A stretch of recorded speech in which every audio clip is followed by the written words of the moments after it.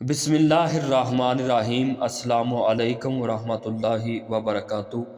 ناظرین گرامی، حضرت ایوب کردی رحمۃ اللہ علیہ کی قبر کی حقیقت کیا ہے اور ان کا دایاں قدم قبر سے باہر کیوں ہے اور ایسا کیوں ہوا؟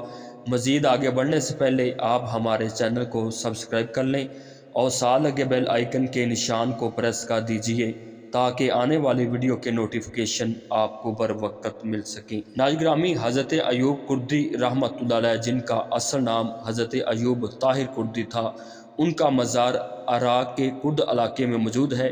ان کے متعلق تاریخی روایات بھی ملتی ہیں کہ حضرت ایوب طاہر کردی رحمۃ اللہ علیہ صلیبی جنگوں میں شریک ہوتے تھے اور سلطان صلاح الدین ایوبی کی قیادت میں انہوں نے جہاد کیا اور صلیبیوں سے لڑتے ہوئے آخرکار جام شہادت نوش فرمایا۔ تو ناظرین، کردستان میں جبل قاسیون کے دامن میں ایک محلہ اکراد ایوبیہ کے نام سے موسوم ہے۔ یہاں ایک باغیچہ میں کمرے کے اندر موجود حضرت ایوب کردی رحمۃ اللہ علیہ کا مزار مبارک ہے۔ حضرت کردی رحمۃ اللہ علیہ اجلائے کاملین میں سے تھے اور یہ قبر والا مقام شیخ اکبر رحمۃ اللہ علیہ کے بالکل قریب بتایا جاتا ہے۔ آپ کے ساتھ ان کے چھوٹے بھائی حضرت صالح ایوب کا بھی مزار ہے۔ یہ دونوں بھائی اشراف سادات ایوبیہ سے ہیں۔ حضرت ایوب کردی رحمۃ اللہ علیہ کا داہنا پاؤں قبر میں واضح طور پر صحیح سالم نظر آتا ہے۔ اہل شام کے لوگ بیان کرتے ہیں کہ جب شام ترکوں کے قبضے میں تھا تو آفندی مدحت پاشا شام کا گورنر مقرر ہوا۔ چند دنوں کے بعد مدحت پاشا نے اکابرین سلطنت کے ہمراہ دمشق کی زیارت کرنے کا ارادہ کیا۔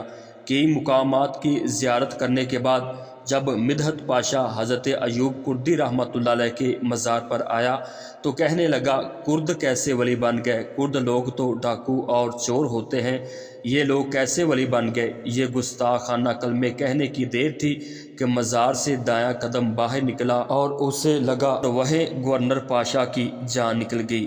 اس کے بعد حضرت ایوب کردی رحمۃ اللہ علیہ کا دانا پاؤں باہر ہی رہا۔ وہاں سلطنت کے لوگوں نے پاؤں اندر کرنے کی بڑی کوشش کی لیکن ناکام رہے۔ بالآخر پاؤں کو ننگا رہنے دیا گیا اور اس کے اوپر نشان مزار بنا دیا گیا۔ مزار اندر سے خالی ہے۔ اندرون مزار بجلی کا بلب لگا ہوا ہے اور روشنی ہونے پر حضرت طاہر ایوب کردی رحمۃ اللہ علیہ کا پاؤں صاف نظر آتا ہے۔